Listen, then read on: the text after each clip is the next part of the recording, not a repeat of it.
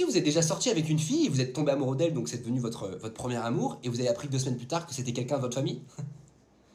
Je pose la question comme ça, il n'y a pas de sous-entendu derrière, faut le savoir. Je me retrouve en première quand je tombe amoureux d'une fille, voilà. On se met en couple très rapidement, coup de foot, tout ce que vous voulez, c'est vraiment le pur amour. Il n'y a rien à dire, pour le coup, on dirait même qu'on était de la même famille, quoi. Non, sérieux. Et là, évidemment, quand c'est un premier amour, t'en parles à ta famille et tes amis, enfin bref, c'est cool, quoi. Tout le monde est au courant, et au bout d'un moment, je me dis, bon, allez, je vois ma grand-mère, je vais en parler à ma grand-mère. Que ne fut pas ma stupeur quand je vais voir ma grand-mère et je donne le nom de famille de cette fille. Alors elle me dit, wow, bah c'est dingue, ce nom de famille me dit quelque chose. Et c'est là que ma grand-mère m'annonce avec un calme absolument titanesque que ses propres cousins éloignés portent le même nom de famille que ma petite amie.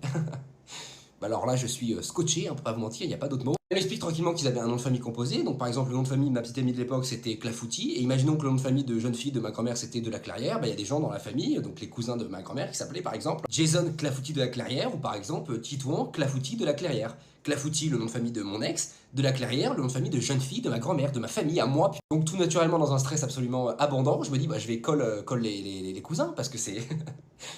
Parce que c'est pas possible cette histoire en fait, c'est juste c'est un cauchemar. Alors c'est ma grand-mère qui s'en occupe de les appeler. À ce moment-là, moi je suis dans le canapé en boule en train de stresser parce que je me dis c'est carrément possible étant donné que ma famille est absolument immense ici. Parce que pour que vous ayez un petit ordre d'idée, dites-vous qu'à chaque dîner de famille, je rencontre des nouvelles cousines, des nouveaux cousins de ma famille, voilà.